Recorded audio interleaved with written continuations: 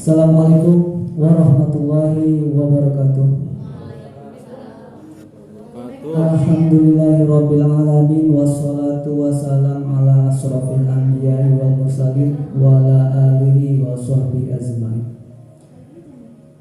Yang saya hormati Bapak Ibu Guru SMA Pusmanu Pusat Menes, yang alhamdulillah pada kesempatan ini bisa berkumpul di dalam acara komunitas belajar.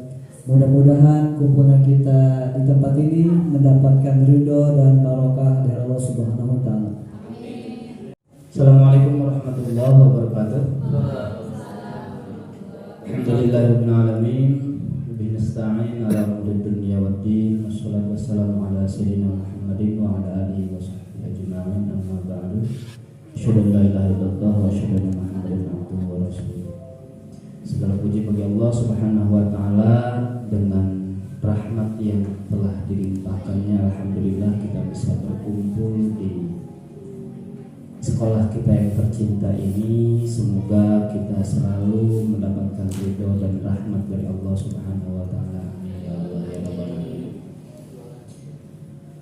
Selanjutnya, seluruh sahabat-sahabat Dewan Guru SMA Pusmanu Pusat Menes, dan terima kasih juga kepada Pak Haris Anwar karena telah memberikan waktunya kepada saya untuk berbicara sedikit, menyampaikan terkait persoalan-persoalan yang dihadapi atau yang dimiliki oleh peserta didik kita.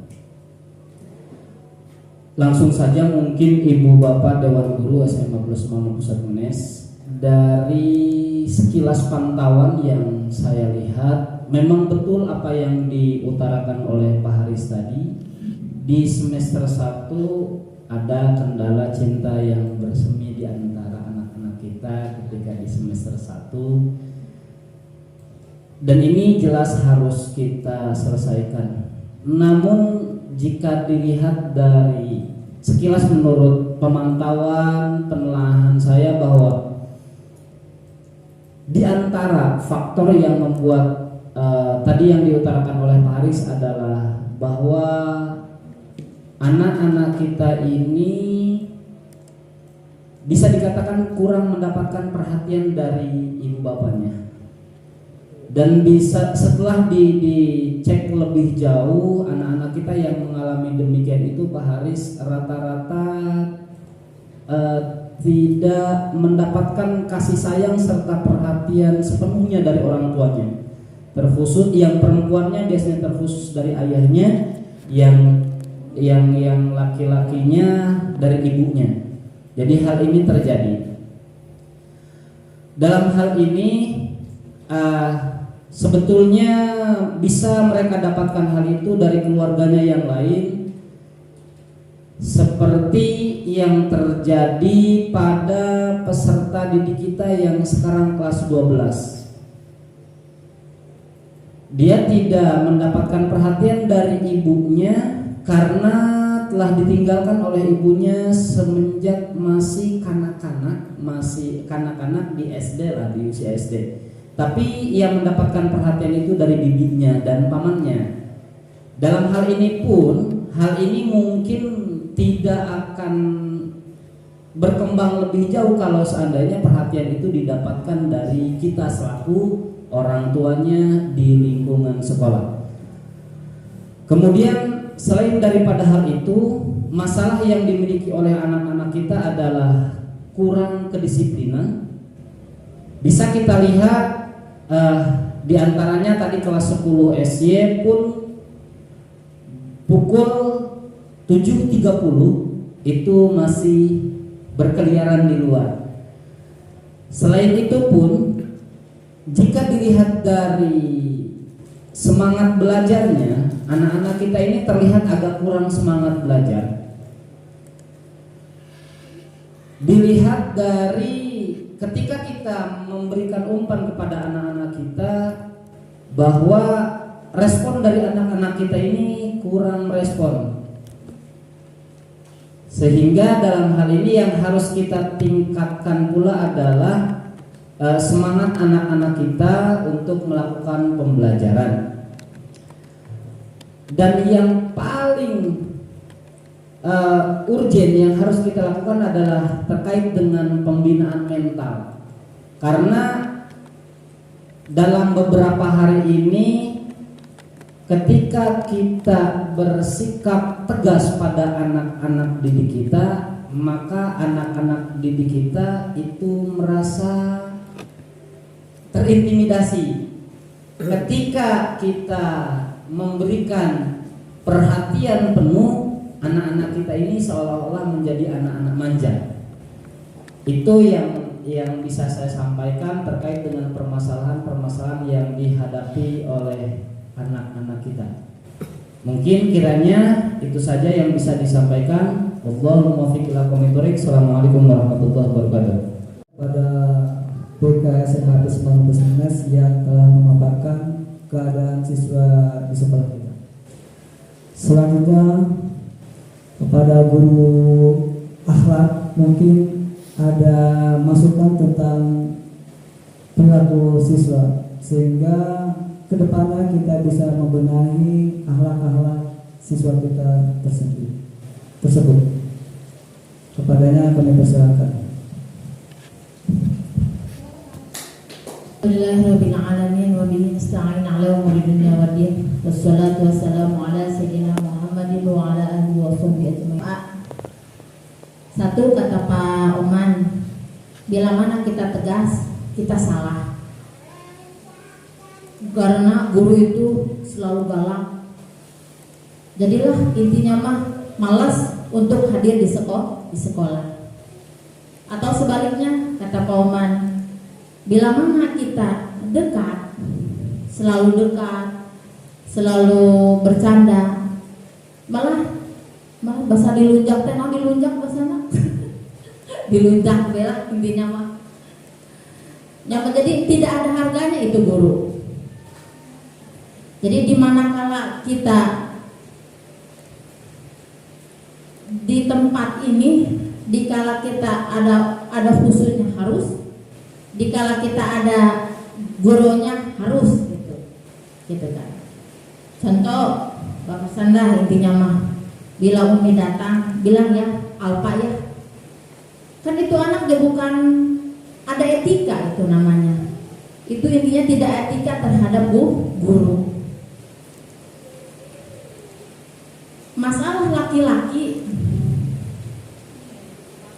bila mana ada guru lah, contoh salah satunya saya masuk di kelas, wah bagian Umi ya, wah keluar pakai asup, termasuk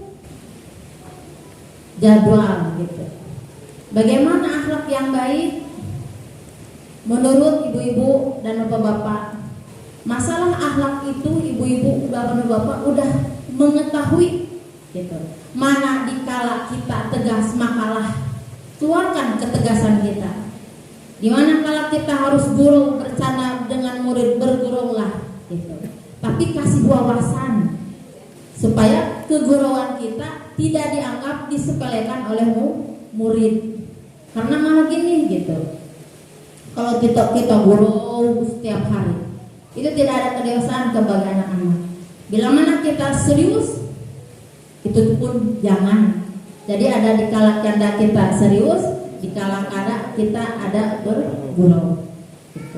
Itu adalah etika akhlak yang harus diterapi oleh bapak dan ibu guru. Itu mah udah maklum ya Pak ya. Bapak dan ibu guru hebat sekalian, terima kasih sudah hadir pada kegiatan komunitas belajar ini. Ini merupakan pertemuan kedua yang diagendakan setelah kemarin mungkin kita sampai usia, bahkan sampai ke liang lahat ya, minal mahdi ya, kalau tidak salah seperti itu. Jadi bagaimanapun kondisi kita, usahakan setiap segala sesuatu itu mari kita ambil hikmahnya, ambil pelajarannya sebagai sebuah bekal yang lebih baik lagi. Oleh karena itu, mari kita persiapkan diri kita sebagai tenaga pendidik didik, guru bukan satu-satunya sumber untuk belajar. Di dalam kurikulum mereka ini, guru tidak lagi menjadi satu-satunya sumber belajar, akan tetapi peserta didik bisa mendapatkan sumber belajar dari manapun. Akan tetapi kelebihan dari guru itu banyak sekali dibandingkan dengan sumber belajar yang lain. Oleh karena itu, mari kita bekali ilmu pengetahuan kita, seni pendekatan kita terhadap peserta didik, mari kita perkaya lagi sehingga peserta didik tidak terpaksa ataupun peserta didik mendapatkan pembelajaran itu dengan sukacita. Baik, terima kasih. Mungkin itu yang bisa saya sampaikan. Selamat siang semuanya. Siang. Sedikit saya tentang kasus tadi ya, percintaan. Anjay. Memang sulit untuk kita hadapi atau sulit untuk dipahami tentang masalah percintaan. Apa salahnya ketika kita mendapatkan masalah seperti itu? Karena untuk konteks di daerah kita ini adalah yang pintar ngaji, ya, kiai, ya kan? Nah, kalau misalkan menemukan seperti itu, kita kasih air lah supaya dikasih doa, dikasih air supaya pohon. Saya pribadi saya, kalau misalnya saya itu asak kucidu, asak kucai. Karena watak saya itu sangat keras sekali. Orang tua saya sering memberikan saya itu air supaya supaya tidak terjadi sebuah yang tidak diinginkan. Kenapa tidak? Anak seperti itu kita kasih air, kasih doa supaya Iya, percaya enggak kita dengan doa, kekuatan doa? Semua yakin, percaya, hampir 80% akan kekuatan doa. Kenapa kita tidak? Kita percaya doa adanya Allah, kita percaya bahwa kekuatan doa. Coba itu yang kita terapkan sekarang. Iya, kita sering menggunakan strategi, tapi hasilnya itu dan itu. Coba kita sekarang itu kuatkan doa kita. Anak pintar bukan kita yang memberikan sebuah kepintaran, tapi Allah yang memberikan ilmu. Ya kan? Benar nggak? Benar. Jadi kita itu hanya wasilah sebetulnya. Yang mencerdaskan diri kita itu Allah. Allah yang punya segalanya. Bapak Ibu anggota komunitas belajar Mapres Kampus UNES media sharing, perlu kita ketahui bahwa memang siswa itu adalah manusia yang memiliki sejuta kompetensi, keterampilan, dan karakter yang berbeda-beda. Mungkin tadi sudah dijelaskan oleh guru BK ada beberapa jenis karakter yang dimiliki oleh siswa. Dan kemudian kita harus bisa menyesuaikan diri dengan mereka supaya pembelajaran kita itu bisa terlaksana dengan baik. Salah satu program Merdeka Belajar adalah pembelajaran itu harus berdiferensiasi, di mana gaya belajar itu memang perlu kita lakukan sebelum kita belajar. Nah, kasus kita hari ini adalah kita belum bisa atau belum mampu untuk menyesuaikan karakter anak dengan cara belajar kita. Nah, kemudian dari berbagai permasalahan yang ada itu, mari kita coba untuk membongkar permasalahan-permasalahan yang sekiranya itu perlu untuk kita lakukan. Salah satunya itu mempelajari mengenai gaya belajar siswa itu, kemudian metode pembelajaran, ya, strategi supaya kita tidak sia-sia dalam belajar, dalam pembelajaran anak di kelas. Nah, hal-hal inilah yang menjadi pokok utama kita, sehingga permasalahan-permasalahan yang terjadi di kelas, penyampaian yang kurang maksimal itu menjadikan pembelajaran itu kurang baik, kurang efektif. Masa-masa ABG jadi jiwanya jiwa apa ya, kayak Faris lebih liar. Kalau kita tidak diarahkan sama kita, maka akan menimbulkan hal-hal yang negatif. Salah masa puber anak-anak dulu, kejadian yang sangat dahsyat ketika baginda Rasulullah SAW sebelum melakukan Isra wal Mi'raj. Dari usia 5 tahun beliau sudah dioperasi dan dibedah hatinya, yang artinya supaya terjaga dari hal-hal yang buruk, mulai dari masa kecil sampai beliau menginjak dewasa dioperasi lagi, supaya terhindar dari sifat-sifat tercela keremajaan. Maka patut kita sadari bahwa yang namanya manusia biasa tanpa adanya perlindungan dari Allah Subhanahu wa Ta'ala, hakul yakin tidak akan pernah bisa menjaga dan terjaga.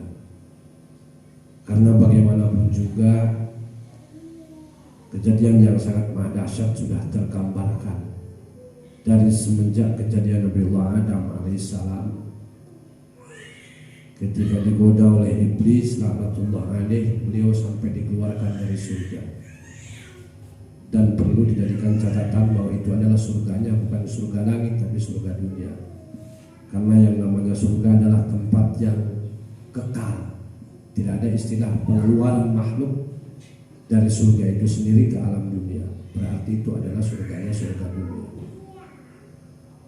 Maka harapan saya, selain kita mendoakan kepada anak-anak dengan tulus dan ikhlas, saya yakin tidak ada doa yang terhalang. Doa bagi anak dari orang tuanya laksana doa Nabi kepada umatnya. Artinya di samping kita mendoakan kepada anak-anak yang lebih khusyuk, memohon perlindungan kepada Allah Subhanahu wa Ta'ala, di masa zaman sekarang ini, masa yang sangat luar biasa, masa yang sangat tetangganya jahiliyah. Bukti kejadian-kejadian yang mungkin tidak kita inginkan dengan kejadian anak-anak luar daripada sekolah kita sudah sangat luar biasa. Makanya tentunya harapan dari saya sekedar memohon bantuan dari para maha guru, selain kita mendoakan mereka, alangkah lebih baiknya di saat kita masuk sekolah kita berdoa dulu, memohon perlindungan kepada Allah. Yang namanya kita manusia biasa, tentu banyak hal kekurangan, tapi dengan doa aku yakin, karena doa adalah doa mukhulul ibadah, doa silahul mu'min. Senjata yang paling ampuh bagi umat Islam adalah doa. Dan kita yakini bahwa doa kita tidak ada yang tidak dijabah oleh Allah. Sebagaimana Allah berfirman dalam Al-Quran, ud'uuni astajib lakum.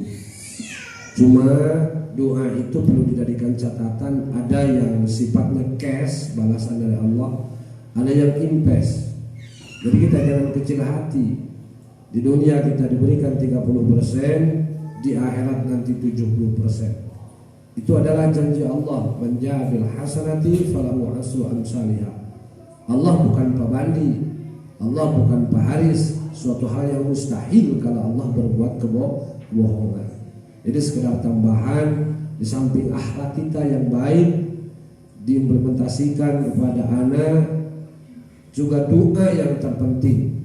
Di zaman sekarang itu yang saya rasakan, meminta kepada manusia itu lebih sulit dibandingkan meminta kepada Allah. Karena saya yakini kalau saya minta kepada manusia enggak dikasih sakit hati, tapi minta kepada Allah karena yakin bahwa Allah pasti memberinya. Maka satu buah anugerah yang paling indah di dalam menjalankan kehidupan kita. Mari kita perbanyak berdoa, terinti buat anak-anak kita, agar semua anak-anak kita menjadi anak-anak yang baik, yang soleh, yang berkah, yang tentunya sesuai dengan harapan kita semua. Saya yakin guru-guru yang hadir di hadapan saya sudah tidak punya harapan apa-apa. Pak Bandi tidak menghayal menjadi polisi, Pak Haris tidak menghayal lagi menjadi dokter. Tapi harapan semua para makmum adalah anak-anaknya menjadi anak-anak yang baik dan yang sukses di masa yang akan datang. Mungkin hanya sebatas ala kadar dari saya, kurang dan lebihnya mohon maaf yang sebesar-besarnya. Meminta, memohon, berharap, meminta, memohon. Di samping harapan, permohonan, permintaan, kita berusaha memaksimalkan ikhtiar yang kita lakukan dengan konsep-konsep, gagasan-gagasan, ide-ide yang kita lakukan sejauh ini. Betul apa yang dikatakan oleh Ibu Hajah, itu pun bisa menjadi solusi.